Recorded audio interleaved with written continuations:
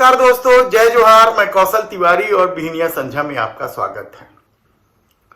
धर्म और राष्ट्रवाद की पट्टी बांधकर झूठ और अफवाह के आसरे आम लोगों के न्यूनतम जरूरतों की वस्तुओं पर डाका डालने का खेल क्या अब बंद हो जाएगा? मित्र प्रेम के चलते कारपोरेट जगत के 25 लाख करोड़ रुपए को माफ कर देना और आम लोगों पर टैक्स का भार लगातार बढ़ाते जाना क्या अब बंद हो जाएगा? यह सवाल हम इसलिए उठा रहे हैं क्योंकि पिछले 9 साल में मोदी सरकार ने जो खेल खेला है उसके चलते सपने तो बहुत दिखाए गए, 5 ट्रिलियन इकोनॉमी का या सब कुछ कर गुजरने का, लेकिन हकीकत क्या है? हकीकत यह है कि आम आदमी न्यूनतम जरूरतों की वस्तुओं के लिए परेशान है। महंगाई ने उनका जीवन नारकी कर दिया है। 15 लाख हर खाते की बात को भूल भी जाएं तो कहां है हर साल 2 करोड़ लोगों को रोजगार? कहां है आम लोगों को राहत? याद कीजिए वो दौर जब मोदी सरकार सत्ता में आने के पहले कहते रही बहुत हुआ महंगाई का मार। कहां है? तो क्या 5 राज्यों के संभावित चुनाव परिणाम ने मोदी सरकार की नींद उड़ा दी है? तो क्या विपक्षी दलों के द्वारा दिए जा रहे आम लोगों को राहत, क्या मोदी सरकार की चूल्हे हिल गई है? यकीनन नहीं। तो मोदी सरकार के मंत्री सस्ते दरों पर न्यूनतम जरूरतों की चीजों को बेचने के लिए नहीं निकलते। कल आटा, भारत आटा के नाम से बेचने केंद्रीय मंत्री पीयूष गोयल निकल गए।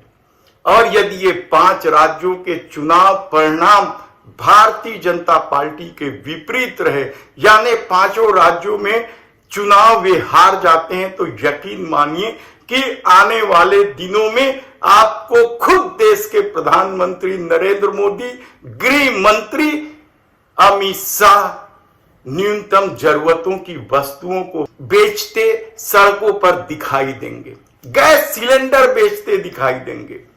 दरअसल इन 5 राज्यों से पहले ही कर्नाटक चुनाव में जिस तरीके से कांग्रेस ने आम लोगों की तकलीफों को समझकर न्यूनतम जरूरतों की वस्तुओं की महंगाई से आम लोगों को राहत देने की जो घोषणा की, जो गारंटी दी, उसे देश के प्रधानमंत्री नरेंद्र मोदी कल तक रेवड़ी कल्चर बताते रहे।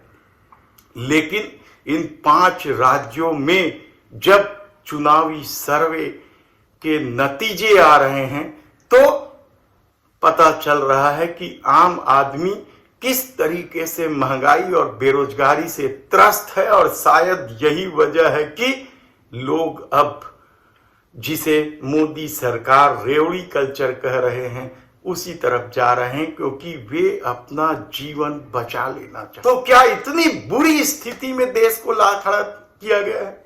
यकीनन बहुत बुरी स्थिति है, लेकिन कागजों में सब कुछ फेर बदल करके या दूसरे तरीके से भरमाकर झूठ और अफवाह के आश्रय नफरत की राजनीति कर कर लोगों की आंखों में धर्म और राष्ट्रवाद की पट्टी बांधकर जो सपने दिखाए गए, उससे अब आम आदमी क्या निकलने लगा है? सवाल बहुत हैं, लेकिन इस दौर में जब आदमी के सामने 2 जून की रोटी का संकट है, अपने जीवन को बचाने का जद्दोजहद है, तब आने वाले दिनों में क्या मोदी सत्ता की उल्टी गिनती शुरू होने वाली है?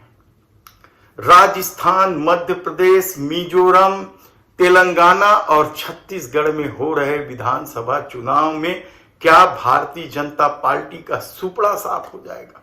छत्तीसगढ़ में तो कमोबेश यही स्थिति है। और जिस तरीके से किसानों को राहत देने के लिए कंपटीशन चल रहा है राजनीतिक दलों का।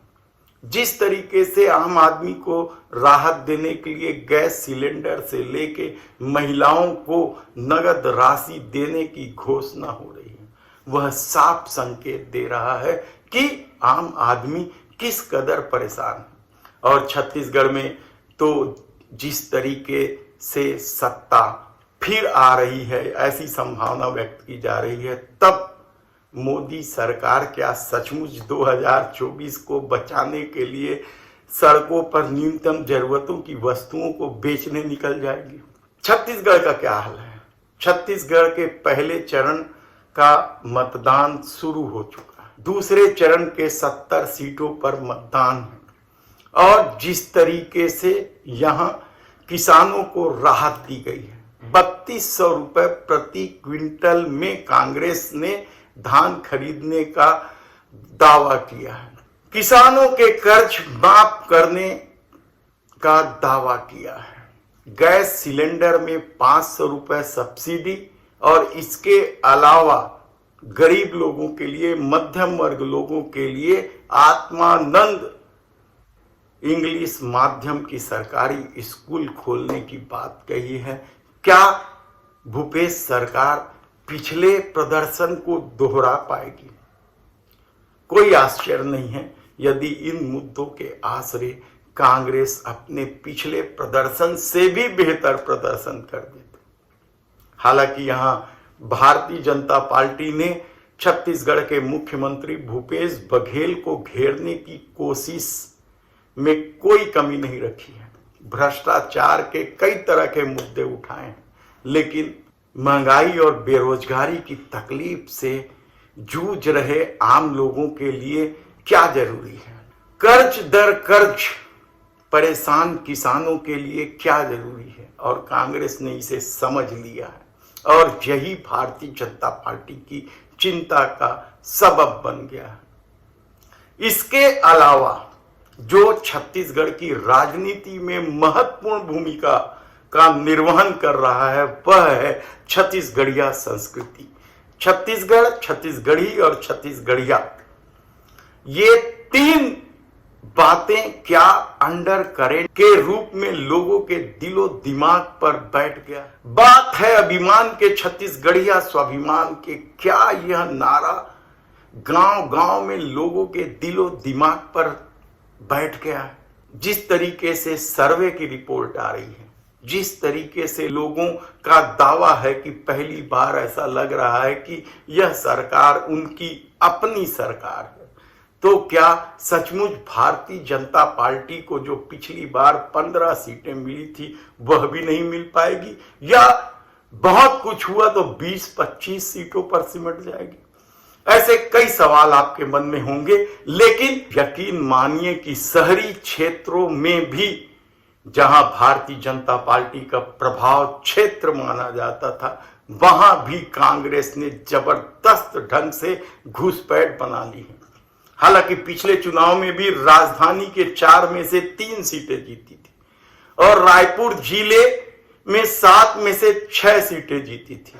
अब तो कहा जा रहा है कि 7 में से 7 सीट जीत जाएगी। भारतीय जनता पार्टी के दिग्गज इस अंडर करेंट को क्या महसूस करने लगे हैं, इसलिए वे तिल मिलाकर कुछ भी बातें करने लगे हैं।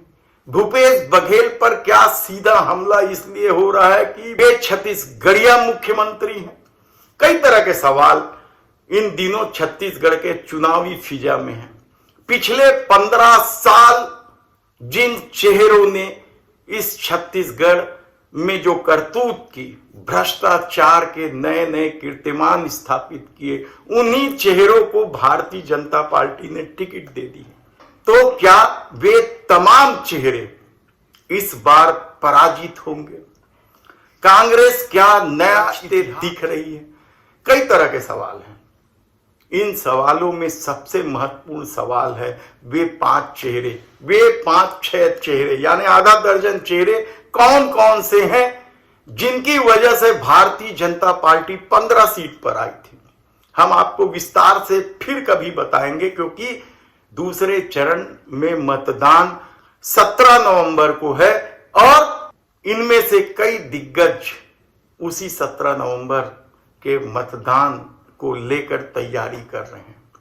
ऐसे में जब पुराने मामले उठने लगे हैं, छत्तीसगढ़ के पूर्व मुख्यमंत्री रमन सिंह के नान घोटाले की बात हो या बृजमोहन अग्रवाल के जलकी कांड की बात हो या फिर दान पत्र के माध्यम से जमीनों का खेल हो या डॉलर में भ्रष्टाचार करने की बात हो, पनामा, कई तरह के मामले हैं। हम आपको विस्तार से सारा कुछ बताएंगे कि किन किन क्षेत्रों में किस किस तरीके से उन आधा दर्जन लोगों का घमंड फिर से लोगों के जेहन में आने लगा है। धन्यवाद।